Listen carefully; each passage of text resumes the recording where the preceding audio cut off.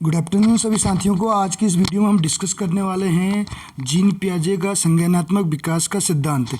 तो उससे रिलेटेड यहाँ पे एमसीक्यूज भी डिस्कस करेंगे। स्पेशली ये वीडियो अगर बात करें सीटेट, यूटेट या इसके अलावा उत्तराखंड एलटी में भी यहाँ से कुछ क्वेश्चंस बनते हैं। तो इस वीडियो के अंत तक बने रहिएगा और वादा करता हूँ इस वीडियो के अंत तक अगर आप बने रहते हैं तो यहाँ से अगर जीन पियाजे के संज्ञानात्मक विकास के सिद्धांत से कहीं तक कोई क्वेश्चन पूछा जाता है तो आप उसको इजीली कर पाएंगे।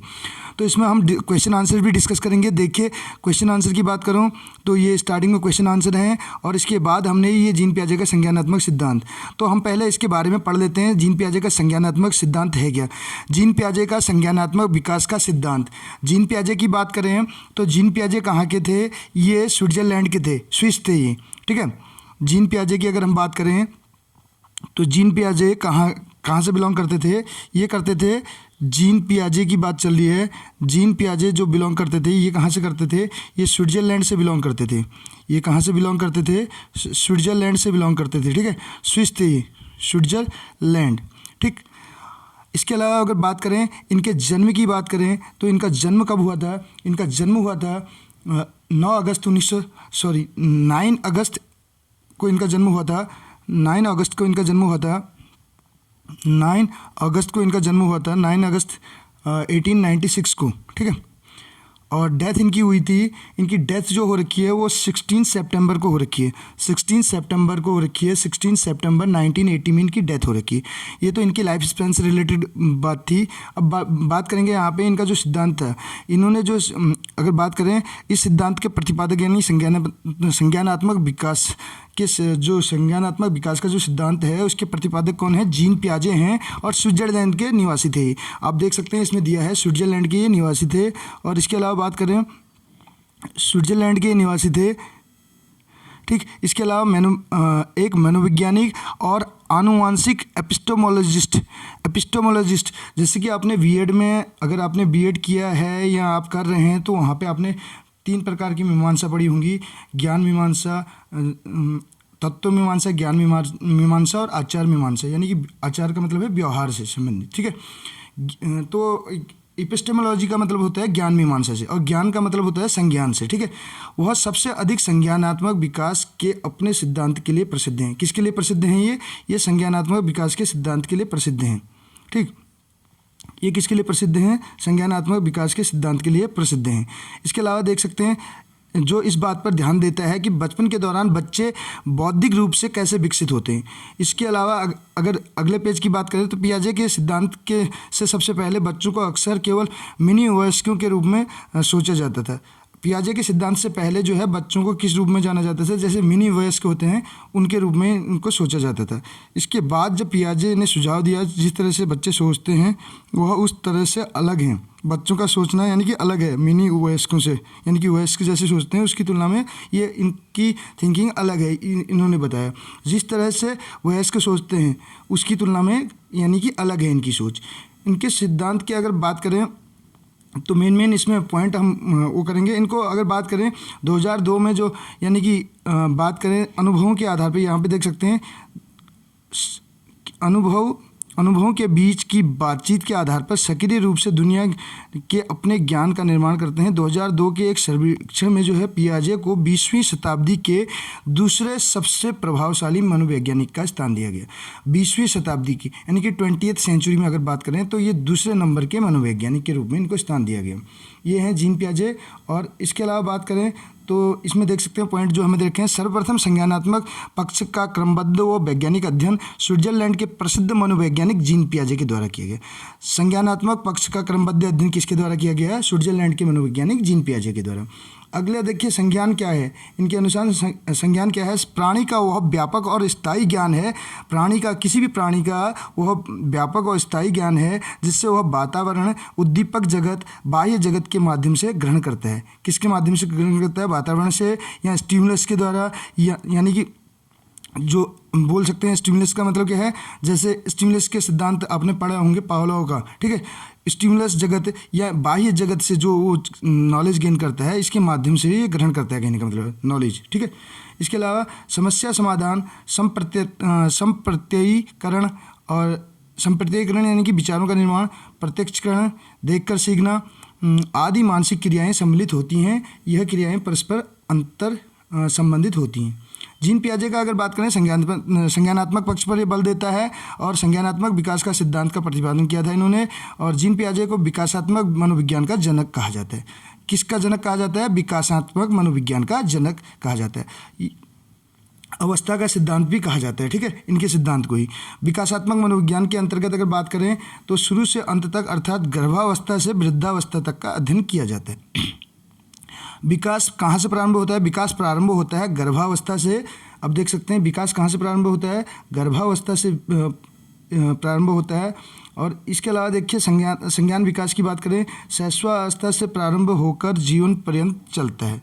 संज्ञान का विकास अगर बात करें, विकास की बात करें तो गर्भावस्था से स्टार्ट होता है, लेकिन संज्ञान के विकास की बात करें तो शैशवावस्था से प्रारंभ होकर जीवन पर्यंत चलता है। जीन पियाजे का संज्ञानात्मक विकास के सिद्धांत को कितनी अवस्था में समझाया गया है? 4 अवस्थाएं बताई गई हैं, ठीक है, 4 अवस्थाएं बताई गई हैं इनके संज्ञानात्मक विकास के सिद्धांत में। वो 4 अवस्थाएं कौन कौन सी हैं? इसमें अगर इंग्लिश में बात करें तो पहले नंबर का है सेंसरी मोटर स्टेज। पहले नंबर का क्या है? सेंसरी मोटर स्टेज है। Sensory motor stage, sensory motor stage है पहले नंबर का, ठीक है, STAG, ठीक।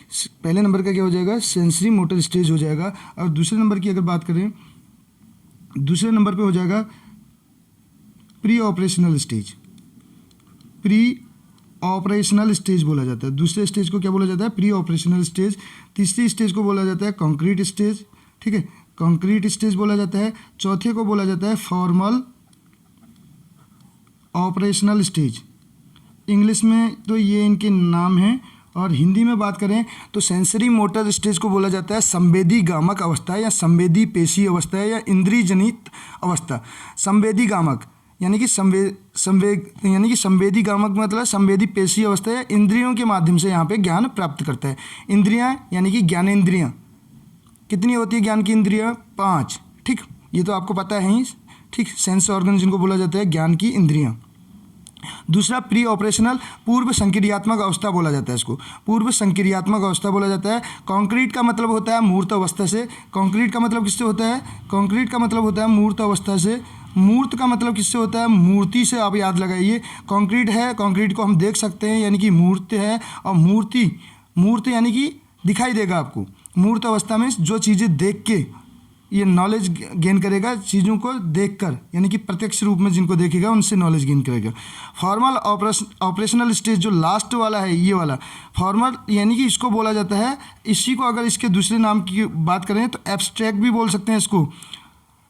फॉर्मल ऑपरेशनल को यानी कि इसको बोला जाता है औपचारिक संक्रियात्मक अवस्था। औपचारिक संक्रियात्मक अवस्था कहने का मतलब है, एब्स्ट्रैक्ट में क्यों कह रहा हूँ, इसमें अमूर्त चिंतन होता है इस अवस्था में। ध्यान दीजिएगा, अमूर्त चिंतन कौन सी अवस्था में करता है? यानी कि फॉर्मल ऑपरेशनल स्टेज में, ठीक। तो स्टार्ट करते हैं इस वीडियो का जो पहला अब टॉपिक देख सकते हैं यहाँ पे। ये अवस्था सेंसरी मोटर स्टेज जो होती है, ये कहाँ से कहाँ तक होती है? 0 से 2 वर्ष तक होती है। सेंसरी मोटर स्टेज कहाँ से कहाँ तक होती है? 0 से 2 वर्ष तक होती है। इसमें क्या क्या होता है देखिए, जन्म के समय शिशु बाह्य जगत के प्रति अनभिज्ञ होता है। जन्म के समय उससे बाह्य जगत से यानी कि संसार से, दीन दुनिया से कोई मतलब नहीं रहता है, क्योंकि इसके बारे में उससे कोई नॉलेज नहीं होती है। धीरे धीरे आयु के साथ साथ अपनी संवेदनाएँ वो शारीरिक क्रियाओं के माध्यम से बाह्य जगत का ज्ञान प्राप्त करता है। किसका ज्ञान प्राप्त करता है? बाह्य जगत का। ये बाह्य नहीं है, बाह्य है, ठीक है, जगत का ज्ञान प्राप्त करता है। वह वस्तुओं को देखकर, सुनकर, स्पर्श करके, गंध के द्वारा, स्वाद के माध्यम से ज्ञान ग्रहण करता है। यानी कि अपनी सेंसरी यानी कि सेंस ऑर्गन के माध्यम से ज्ञान प्राप्त करता है। किसके माध्यम से करता है? सेंस ऑर्गन, ज्ञानेंद्रियाँ, जिसमें क्या क्या आ जाती हैं? आँख, नाक, कान, जीभ और त्वचा, स्किन। ये 5 जो हैं सेंस ऑर्गन हैं, इनके द्वारा ज्ञान प्राप्त करते हैं। छोटे छोटे शब्दों को बोलने लगता है। सेंसरी मोटर स्टेज में ही क्या करता है? छोटे छोटे शब्दों को बोलने लगता है, ठीक। संवेदी पेशी अवस्था इसकी विशेषताएं हैं, ये देख सकते हैं। छोटे छोटे शब्दों को बोलने लगता है। परिचितों का मुस्कान के साथ स्वागत करता है। जो जिनके साथ ये फैमिलियर है, जिनको जानता है, उनका मुस्कान के साथ स्वागत करता है। और जो इसके परिचित नहीं होते हैं, यानी कि जिनको ये नहीं जानता है, तो उनके लिए क्या करता है, भय का प्रदर्शन करता है, यानी कि उनसे डरता है, कहने का मतलब है। दूसरा पूर्व संक्रियात्मक अवस्था देख सकते हैं। पूर्व संक्रियात्मक यानी कि प्री ऑपरेशनल स्टेज बोलते हैं। पूर्व संक्रियात्मक अवस्था है ये, तो 2 से 7 वर्ष तक होती है। पूर्व संक्रियात्मक अवस्था 2 से 7 वर्ष तक होती है। अवस्था में दूसरे के संपर्क में खिलौनों से अनुकरण के माध्यम से सीखता है। अनुकरण करेगा, यहाँ पे इमिटेशन करेगा, नकल करने की कोशिश करेगा। जैसा आप करेंगे उसके सामने वैसे ही वो दोहराएगा क्रियाओं को। 2 से 7, ठीक है। खिलौने से अनुकरण के माध्यम से सीखता है। खिलौने की आयु इसी अवस्था को कहा जाता है। तो कौन सी आयु को जो है खिलौनों की आयु कहा जाता है? एज ऑफ टॉयज, ठीक है। खिलौनों की आयु किस अवस्था को कहा जाता है, पूछा जाता है, तो पूर्व संक्रियात्मक अवस्था को कहा जाता है। शिशु गिनती गिनना, रंगों को पहचानना, वस्तु को क्रम से रखना, हल्के भारी का ज्ञान होना, ये प्राप्त करने लग जाता है 2 से 7 वर्ष की अवस्था में। माता पिता की आज्ञा मानना, पूछने पर नाम बताना, घर के छोटे छोटे कार्यों में मदद करना आदि सीख जाता है। लेकिन वह तर्क वितर्क करने योग्य नहीं होता है, यानी कि रीजनिंग यानी कि सोचने विचारने इतना उसकी थिंकिंग डेवलप नहीं होती है, कहने का मतलब। इसीलिए इसे अतार्किक चिंतन की अवस्था कहा जाता है। इस पॉइंट को आप नोट डाउन कर सकते हैं। अतार्किक चिंतन की अवस्था किसको कहा जाता है? पूर्व संक्रियात्मक अवस्था को। और तार्किक चिंतन की अवस्था किसको कहा जाता है? जो इसके बाद वाली अवस्था आती है, मूर्त यानी कि देखकर वहाँ पे उसके बारे में वो क्या करेगा, चिंतन करेगा। लेकिन अगर अमूर्त चिंतन की बात आएगी तो अमूर्त यानी कि लास्ट वाली स्टेज में करेगा, औपचारिक संक्रियात्मक अवस्था में, ठीक है। अमूर्त वहाँ पे करेगा। अमूर्त का मतलब है जिन चीज़ों के बारे में वो उसके सामने नहीं है उनके बारे में भी सोचने लग जाता है, तो लास्ट की स्टेज होती है, ठीक। अतार्किक चिंतन की अवस्था प्री ऑपरेशनल स्टेज को कहा जाता है। वस्तु स्थायित्व तो मेन पॉइंट है जो पूछा जाता है अधिकतर सीटेट में। वस्तु स्थायित्व का भाव जागृत हो जाता है। ऑब्जेक्ट परमानेंस का भाव यहाँ पे जागृत हो जाता है। किसका? ऑब्जेक्ट परमानेंस, ठीक है। ऑब्जेक्ट परमानेंस ये क्वेश्चन पूछा गया है कितनी बार सीटेट में। वस्तु स्थायित्व का भाव कौन से उसमें जो है कौन सी अवस्था में हो जाता है, यानी कि जागृत होता है, तो ये कौन सी अवस्था है? ये है प्री ऑपरेशनल स्टेज। ध्यान दीजिएगा, इंग्लिश में भी इसका नाम दे सकता है। कभी कभार क्या करता है, हिंदी में न पूछ के इंग्लिश में बोल देगा प्री ऑपरेशनल स्टेज या अतार्किक चिंतन की अवस्था भी इसको कहा जाता है, ठीक। निर्जीव वस्तुओं में सजीव चिंतन करने लगता है। निर्जीव वस्तुओं में भी ये सजीव चिंतन करने लग जाता है, ठीक है, जिसे जीववाद कहते हैं। जीववाद किसे कहते हैं? निर्जीव वस्तुओं में भी सजीव, निर्जीव को भी क्या मानने लग जाना, सजीव। यानी कि जैसे डॉल है तो ये जैसे आपने देखा होगा बच्चे को डॉल को तैयार करना, उसको कंघा करना, उसके बाल बनाना, इस टाइप की एक्टिविटी यहाँ पे करने लग जाता है, यानी कि निर्जीव को भी सजीव मानने लग जाता है। प्रतीकात्मक सोच पाई जाती है। प्रतीकात्मक इसमें सोच पाई जाती है। संकेत यानी कि प्रतीक बोलते हैं, ठीक है। अनुकरणशीलता पाई जाती है। इसमें क्या करता है? इमिटेशन करता है। शिशु अहमवादी होता है, इसमें अहमवादी हो जाता है और दूसरों को कम महत्व देता है। तीसरी अवस्था बात करें, स्थूल या मूर्त संक्रियात्मक अवस्था। मूर्त अवस्था बोलते हैं इसको। मूर्त का मतलब है कंक्रीट, ये नहीं कंक्रीट स्टेज बोलते हैं इसको, ठीक है। कंक्रीट स्टेज इसको बोला जाता है। कंक्रीट स्टेज इसको बोला जाता है, ठीक। ये इसकी उम्र कितने से कितने तक होती है? 7 to 12। कहीं कहीं पे आपको 7 to 11 भी मिल जाएगी, लेकिन 7 to 12 यहाँ पे दे रखी है। इस अवस्था में तार्किक चिंतन प्रारंभ हो जाता है। तार्किक चिंतन की अवस्था स्थूल या मूर्त अवस्था, और अतार्किक चिंतन की अवस्था प्री ऑपरेशनल स्टेज, पूर्व संक्रियात्मक अवस्था जिसको बोलते हैं। इसमें आगे देख सकते हैं, बालक का चिंतन केवल मुहूर्त प्रत्यक्ष वस्तुओं तक ही सीमित रहता है। जिन वस्तुओं को देखेगा उनके बारे में ही चिंतन करेगा। याद रखिएगा इस पॉइंट को। जिन वस्तुओं को सामने देखेगा सिर्फ उनके बारे में ही चिंतन करेगा, उनके बारे में ही सोचेगा। यानी कि जो चीज़ें उसके सामने नहीं है, प्रत्यक्ष नहीं है, उनके बारे में चिंतन नहीं कर सकता, यानी कि अमूर्त चिंतन नहीं कर सकता। मूर्त का मतलब फिर से बोल रहा हूँ, मूर्ति सामने जो दिखाई देगा, मूर्ति दिखाई देती है तो उसके बारे में ही चिंतन कर पाएगा। जो चीज़ें दिखाई नहीं दे रही हैं उनके बारे में, जो चीज़ें सामने नहीं है उनके बारे में चिंतन नहीं कर पाएगा। वह अपने सामने उपस्थित दो वस्तुओं के बीच तुलना करना, अंतर करना, समानता असमानता, यानी कि अंतर करना कौन सी एज में सीख जाता है? दो वस्तुओं के बीच, तो ये भी आपका कौन सा हो जाएगा? कंक्रीट स्टेज में। इसे मूर्त चिंतन की अवस्था भी कहा जाता है। इसे मूर्त चिंतन की अवस्था कहा जाता है। और इसके बाद वाली को क्या कहा जाता है? अमूर्त चिंतन की अवस्था, ठीक। बालक दिन, तारीख, समय, महीना, वर्ष आदि बताने योग्य हो जाता है। उत्क्रमणी शीलता पाई जाती है, इसलिए इसे प्लावटी की अवस्था भी कहा जाता है। ठीक है, प्लावटी की अवस्था लिखा है इसमें, यानी कि रिवर्स ऐसे वर्ड यूज होते हैं। ठीक, प्लावटी का मतलब है पलटना, तो प्लावटी की अवस्था कहा जाता है। यहाँ पे नेम जो देखा है यानी कि रिवर्स, यानी कि उसके बारे में वो करने लग जाता है। भाषा एवं संप्रेषण योग्यता का विकास की अवस्था में हो जाता है। भाषा एवं संप्रेषण योग्यता का विकास इसी अवस्था में हो जाता है। ठीक, लास्ट स्टेज है औपचारिक संक्रियात्मक अवस्था, जो कि 12 वर्ष के बाद होती है, और किशोरावस्था की आयु भी क्या होती है, 12 के बाद। ये भी ध्यान दीजिएगा। ठीक है, कभी कभार ऐसे भी अन्य उसमें क्वेश्चन पूछ लिया जाता है। अब देखिए, इस अवस्था में किशोर मूर्ति के साथ साथ अमूर्त चिंतन भी करने योग्य हो जाता है। मूर्त के साथ साथ देखिए सामने जो चीज़ें दिखाई दे रही है उसके बारे में तो चिंतन करता ही था मूर्त अवस्था में, कॉन्क्रीट स्टेज में, लेकिन इसमें अमूर्त चिंतन की अवस्था कौन सी है, लास्ट स्टेज है, यानी कि चौथी अवस्था जिसको बोला जाता है औपचारिक संक्रियात्मक अवस्था। इसमें इसे तार्किक चिंतन की अवस्था के नाम से भी जाना जाता है। अब इस तार्किक चिंतन इससे पहले वाले में भी कर रहा था, ठीक है, लेकिन वहाँ पे चीज़ों को सामने देख के कर रहा था। यहाँ पे चिंतन क्या करेगा, मूर्त अमूर्त दोनों में करने लग जाएगा। ठीक है, अगला देखिए, इस अवस्था में मानसिक योग्यताओं का पूर्ण विकास हो जाता है।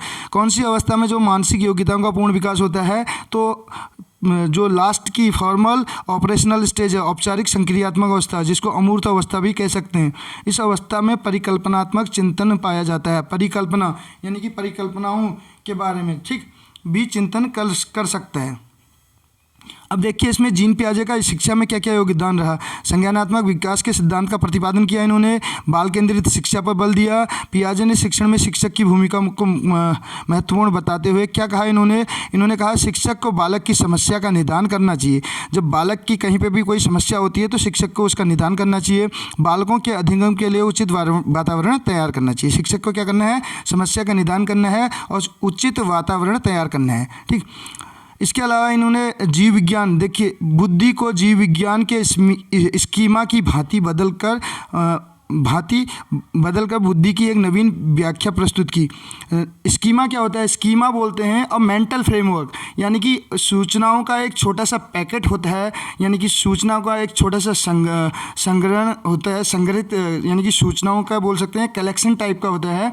ठीक, संग्रह टाइप का होता है, जिसका उपयोग सूचनाओं को व्यवस्थित और संग्रहित करने के लिए किया जाता है, यानी कि सिस्टमैटिक करने के लिए जो है सूचनाओं को इसका प्रयोग किया जाता है। किसका, स्कीमा का। इंग्लिश में बोलते हैं अ मेंटल फ्रेमवर्क दैट हेल्प्स, जो हेल्प करता है इंडिविजुअल्स को ऑर्गेनाइज करने में, यानी कि एक सिस्टम, एक व्यवस्थित करने में, उसको प्रोसेस करने में, आगे बढ़ाने में, प्रक्रिया यानी कि उसमें चलाने में, और स्टोर करने में, एकत्रित करने में इंफॉर्मेशन को अबाउट देयर इन्वायरमेंट, उनके अपने वातावरण के प्रति जो नॉलेज है उसको ऑर्गेनाइज करने में, आगे बढ़ाने में और एकत्रित करने में हेल्प करते हैं।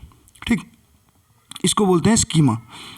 आगे देख सकते हैं, आत्मीकरण, समंजन, संतुलित करण, स्कीमा आदि स्कीमा आज ऐसी नवीन शब्दों का प्रयोग कर शिक्षा के क्षेत्र में महत्वपूर्ण योगदान इन्होंने दिया। ठीक है, स्कीमा क्या है, देखिए, स्कीमा वातावरण द्वारा अर्जित संपूर्ण ज्ञान का संगठन ही स्कीमा है। जो वातावरण द्वारा अर्जित जो टोटल जो नॉलेज है, ठीक है, जो एक कंप्लीट सेट बोल सकते हैं जिसको, ठीक, वही क्या है, स्कीमा है बोल रहे हैं। संरचना की व्यवहारगत समानांतर प्रक्रिया जीव विज्ञान में इसकी स्कीमा कहलाती है।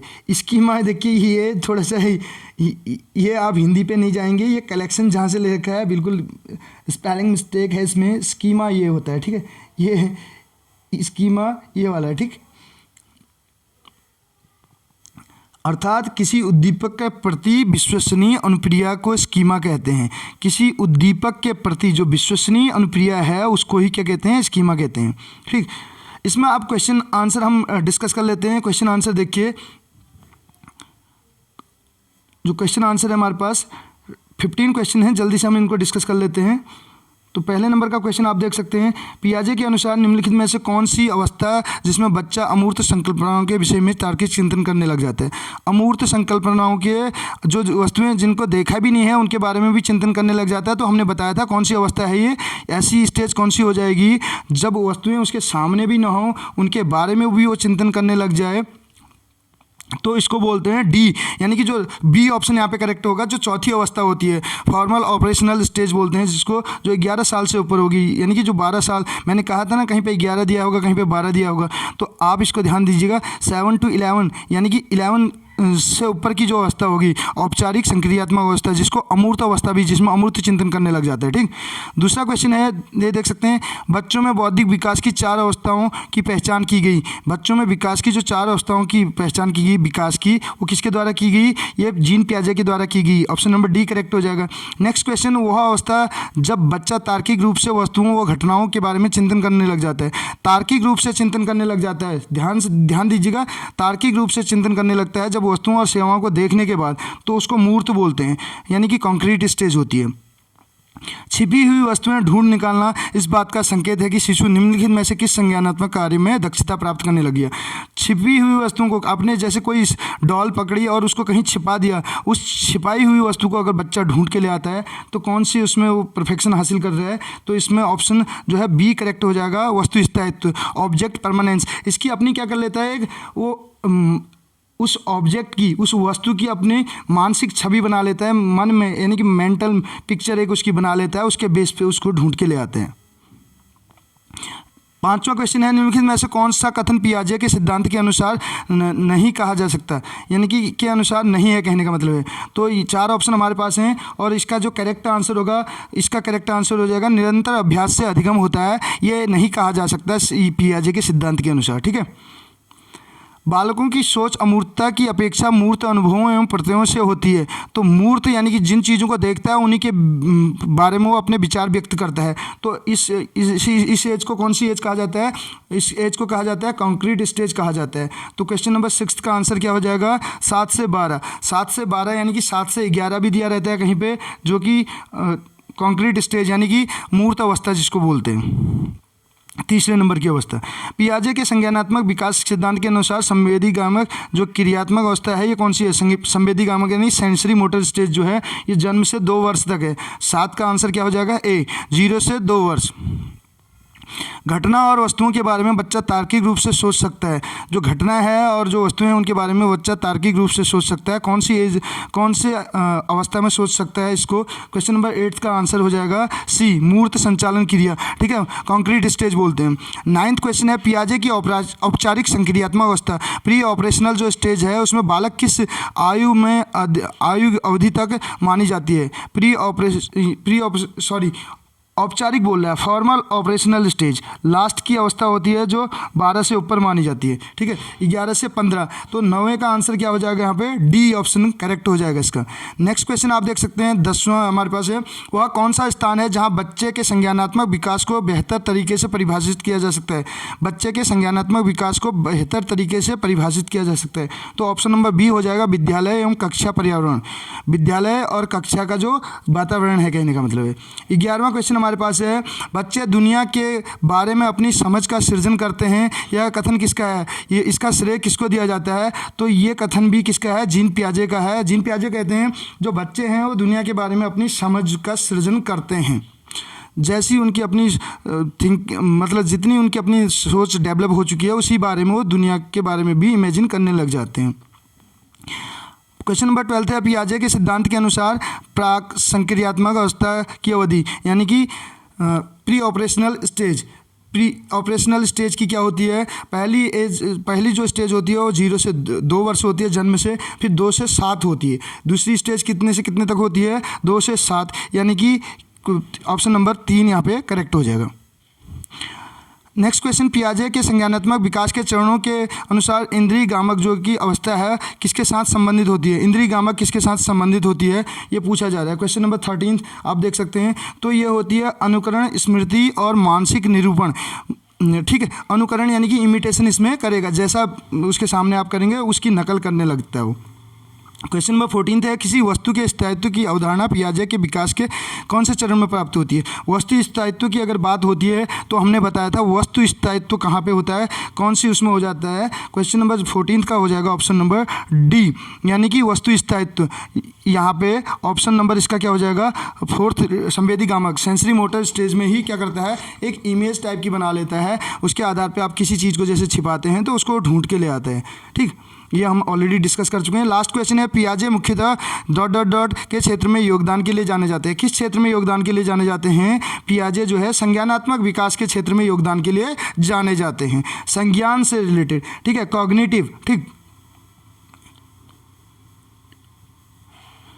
तो कैसी लगी आपको वीडियो ज़रूर बताइएगा। वीडियो अगर पसंद आई हो तो अपने फ्रेंड्स के साथ भी शेयर कीजिएगा। मिलते हैं अगली वीडियो में। Thank you so much.